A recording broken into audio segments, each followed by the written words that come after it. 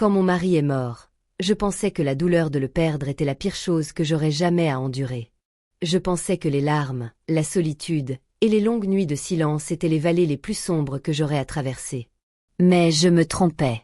Parce que dans les jours qui ont suivi, quelque chose s'est produit, quelque chose qui m'a bouleversé plus profondément que la mort elle-même. Cela venait de quelqu'un que j'aimais plus que ma propre vie, mon fils unique.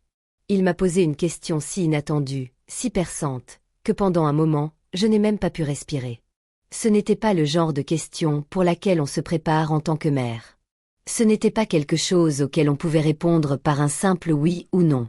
C'était le genre de question qui vous fait remettre en cause tout ce que vous pensiez savoir sur vous-même, sur votre famille, sur votre identité et sur le monde dans lequel vous vivez.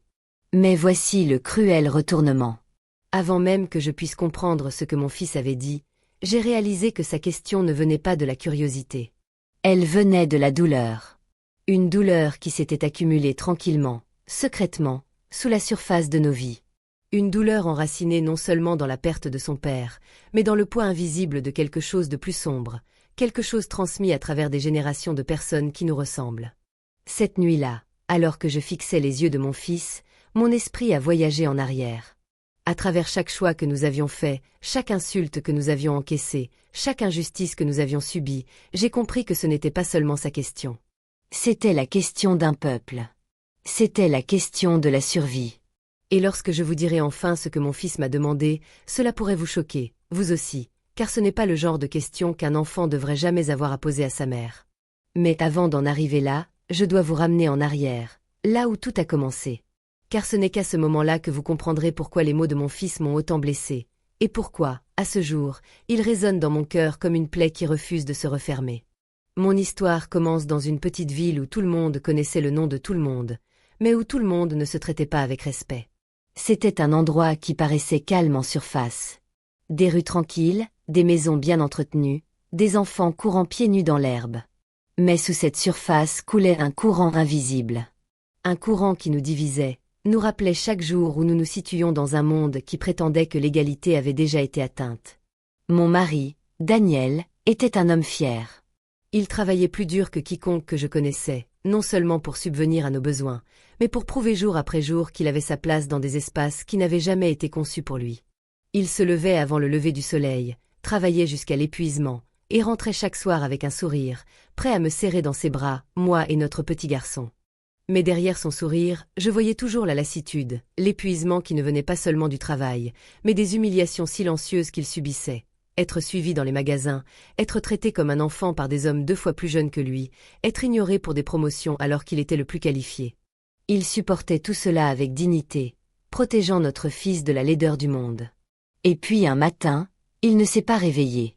Ils ont dit que c'était son cœur, qu'il avait simplement lâché. Mais je savais que c'était plus que ça. Son cœur n'avait pas simplement cessé de battre. Il était brisé depuis longtemps. Brisé par le poids de porter sa famille dans un monde qui refusait de voir son humanité. Brisé par des années à prétendre qu'il n'était pas fatigué, qu'il n'était pas en colère, qu'il n'était pas blessé. Quand il est mort, le monde est devenu plus vide, plus froid. Mon fils, à peine âgé de 12 ans, s'est accroché à moi comme une ombre. Il parlait sans cesse de son père, demandant pourquoi il était parti, pourquoi les hommes bons devaient partir si tôt, pourquoi le monde était si injuste, et je n'avais pas de réponse. Nous avons enterré Daniel un après-midi pluvieux, une de ces pluies sans fin, comme si le ciel lui-même pleurait. Amis et voisins sont venus, ont offert leurs condoléances, ont apporté des plats que nous n'avons jamais touchés. Mais quand la dernière voiture est partie, quand la dernière poignée de main s'est dissipée, je suis restée seule dans notre petit salon, regardant mon fils, réalisant que la vie avait changé pour toujours. C'est dans le silence qui a suivi que mon fils a changé. Il ne souriait plus comme avant. Il ne posait plus de petites questions, mais des grandes. Le genre de questions qui révélaient le fardeau qu'il commençait à porter sur ses propres épaules. Et c'est ainsi que tout a commencé, le long chemin vers la nuit où il m'a posé la question qui a glacé mon sang. Une question qui a révélé qu'il avait vu, ressenti et compris bien plus sur ce monde que je ne l'aurais jamais voulu. Mais avant de vous dire quelle était cette question, laissez-moi vous montrer comment nous en sommes arrivés là. Après la mort de Daniel, notre maison est devenue plus lourde. Pas d'une lourdeur que l'on voit avec les yeux, mais d'une lourdeur qui s'infiltre dans la poitrine et rend chaque respiration difficile. L'air semblait différent, comme si le silence lui-même avait un poids. Mon fils remplissait d'abord ce silence de questions, puis peu à peu, il s'est tu, et cela m'a effrayé plus que tout. Les premières semaines, les gens sont souvent venus. Certains apportaient de la nourriture, d'autres des prières, d'autres encore des mots d'encouragement qui sonnaient creux mais partaient d'une bonne intention. Pourtant, j'ai remarqué autre chose. Comment certaines personnes qui ne s'étaient jamais souciées de nous auparavant venaient soudainement, parlant à voix basse, offrant des condoléances mêlées de curiosité. Je le voyais dans leurs yeux. Il ne pleurait pas seulement mon mari. Il nous observait, nous évaluait, une veuve noire, un garçon noir sans père. Dans leurs yeux, nous étions devenus une statistique. Au début, j'ai essayé d'ignorer cela. Je me suis dit que je devais rester forte pour mon fils. Je me suis jetée dans le travail, nettoyant des maisons le jour et servant dans un restaurant la nuit. Les factures n'attendaient pas le deuil. Le loyer était toujours dû, il fallait toujours acheter de la nourriture, les chaussures de mon fils s'usaient toujours. Chaque dollar gagné me semblait une bataille remportée. Mais chaque soir, en rentrant, je voyais dans les yeux de mon fils quelque chose qui m'inquiétait plus que notre compte en banque. Il avait changé. À l'école, il était plus silencieux. Les professeurs me disaient qu'il semblait distrait, souvent perdu dans ses pensées. Un jour, en venant le chercher, j'ai remarqué que son sac à dos était déchiré, la sangle pendante. Quand je lui ai demandé ce qui s'était passé, il a simplement haussé les épaules. Plus tard, j'ai appris la vérité. Un groupe de garçons l'avait coincé derrière le gymnase, se moquant de lui, l'appelant par des noms que je ne répéterai pas. Il l'avait poussé jusqu'à ce qu'il tombe, puis avait arraché son sac en riant. Je voulais aller à l'école dès le lendemain et exiger des réponses. Je voulais crier sur les enseignants pour ne pas avoir protégé mon fils, pour avoir laissé l'histoire se répéter sous une autre forme. Mais je me suis souvenu de Daniel. De ces mots. Choisis bien tes batailles. Ils s'attendront à ce que tu sois en colère. Ne leur donne pas la satisfaction de confirmer leur image de toi. Alors, au lieu de cela, j'ai serré mon fils contre moi cette nuit-là et je lui ai dit qu'il était plus fort que tout ce qu'il pouvait lui faire. Mais à l'intérieur, je me brisais. Et cela ne s'est pas arrêté là. Il a commencé à remarquer des choses que j'avais toujours essayé de lui cacher. Quand nous entrions dans un magasin, il tirait sur mon bras et murmurait « Maman, pourquoi cet homme nous regarde-t-il » Il remarquait qu'au restaurant, on nous servait parfois en dernier, même si nous étions arrivés les premiers. Il remarquait comment les voisins traversaient la rue quand lui et ses amis jouaient dehors. Et à chaque observation, il devenait plus silencieux. J'ai commencé à craindre le silence plus que le bruit, parce que le silence signifiait qu'il réfléchissait, et réfléchir signifiait qu'il assemblait les morceaux, ces morceaux que j'aurais voulu qu'il reste innocent assez longtemps pour ignorer. Une nuit, je l'ai trouvé assis à la table de la cuisine, fixant une vieille photo de son père. C'était une de mes préférées, Daniel le tenant dans ses bras lorsqu'il était bébé, ses petites mains serrant le visage de son père, tous deux riant de tout leur cœur. Mais mon fils ne souriait pas en la regardant. Son visage était grave, ses yeux brillaient de larmes qu'il refusait de laisser tomber. Je lui ai demandé à quoi il pensait. Il a secoué la tête. Il a murmuré quelque chose si doucement que j'ai failli ne pas l'entendre. C'est pas juste. Pas juste. Ces mots ont résonné dans mon esprit longtemps après qu'il soit allé se coucher. Et je savais qu'il avait raison. Ce n'était pas juste. Rien de tout cela ne l'était. Ni la mort de son père, ni la cruauté des autres enfants, ni le poids qu'il portait sur ses jeunes épaules. Les semaines sont devenues des mois, et je l'ai vu lutter avec quelque chose de profond. Il a commencé à éviter les miroirs, comme s'il ne voulait pas voir son reflet. Il portait des sweats à capuche même les jours de chaleur, tirant la capuche sur sa tête comme pour se cacher du monde. Il a arrêté de jouer au basket, un jeu qu'il adorait autrefois, disant qu'il n'en avait plus envie. Je sentais que cela approchait, la question qu'il n'avait pas encore posée. Parfois, je le voyais ouvrir la bouche comme pour parler, puis se taire à nouveau.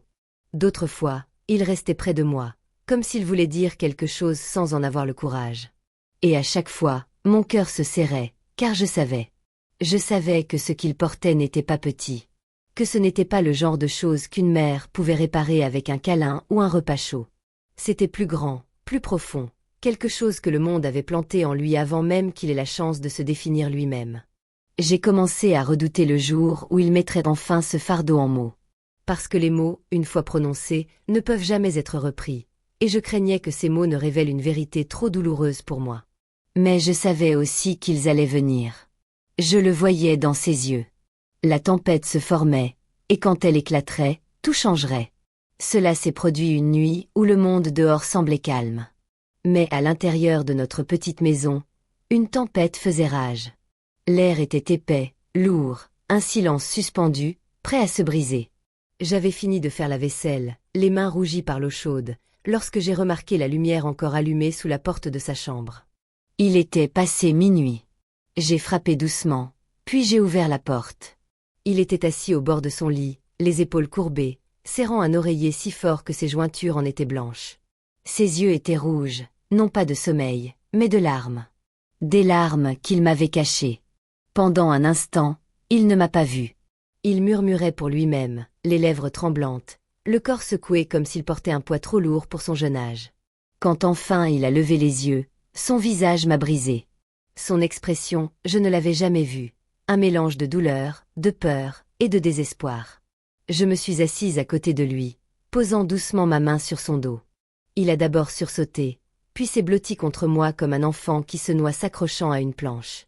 Et puis, d'une voix si petite qu'elle portait à peine à travers la pièce, il a posé la question qui me hantera toute ma vie. « Maman, est-ce que ce serait plus facile pour moi si je n'étais pas noire ?» Les mots m'ont transpercé comme une lame. Pendant un instant, je n'ai pas pu respirer. Mon corps s'est figé, mon esprit hurlait, mais aucun son n'est sorti. Je voulais lui dire qu'il avait tort, que le monde était juste, que la couleur de la peau n'avait pas d'importance. Mais je ne pouvais pas mentir, parce que je connaissais la vérité. Et la vérité était cruelle. Il a enfoui son visage dans mes genoux, pleurant avec une douleur qu'aucun enfant ne devrait jamais connaître. Ses petites épaules tremblaient violemment, et je suis restée là, laissant mes propres larmes tomber silencieusement dans ses cheveux. Mon cœur s'est brisé d'une manière que je ne pensais pas possible. Perdre mon mari avait été dévastateur. Mais ceci était différent. C'était voir mon fils, mon bébé, remettre en question sa propre valeur, remettre en question son droit d'exister tel que Dieu l'a créé. Je voulais hurler contre le monde qui lui avait fait ça. Je voulais combattre chaque insulte, chaque rire cruel, chaque regard de travers qui l'avait conduit jusqu'à cette nuit, jusqu'à cette question. Mais tout ce que je pouvais faire, c'était le serrer. Le serrer comme si mes bras seuls pouvaient le protéger d'un monde décidé à lui faire douter de lui-même. Le serrer comme si l'amour pouvait effacer des siècles de haine. Et tandis que je le berçais doucement, murmurant des mots de réconfort qui semblaient trop petits face à une blessure aussi grande, j'ai compris quelque chose. Ce n'était pas seulement la question de mon fils. C'était la question de chaque enfant qu'on a un jour fait se sentir inférieur à cause de la couleur de sa peau. Et c'était une question qui exigeait une réponse, non seulement de ma part, mais du monde. Je l'ai tenu jusqu'à ce que ses sanglots deviennent des reniflements discrets, jusqu'à ce que l'épuisement le plonge enfin dans un sommeil agité. Mais je n'ai pas dormi cette nuit-là. Je suis restée assise dans l'obscurité de sa chambre, fixant le plafond, sentant le poids de sa question m'écraser. Est-ce que ce serait plus facile si je n'étais pas noire? Les mots résonnaient dans ma tête comme un refrain cruel, se répétant encore et encore, brûlant dans ma poitrine. J'ai pensé à Daniel. Mon mari avait porté la même question silencieuse toute sa vie, même s'il n'avait jamais osé la dire à voix haute. Je la voyais quand il entrait à un entretien d'embauche, déjà prêt à affronter le rejet. Je la voyais quand il rentrait après avoir été arrêté sans raison, le visage calme mais les mains tremblantes. Je la voyais les nuits silencieuses où il restait seul à table, fixant le vide, combattant des batailles invisibles que je ne pouvais pas voir, mais que je ressentais. Il l'avait portée avec dignité, avec silence, et cela lui avait tout coûté.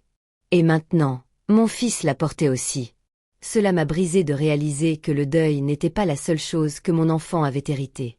Il avait aussi hérité du fardeau d'un monde qui le voyait comme inférieur avant même qu'il ait la chance de prouver le contraire.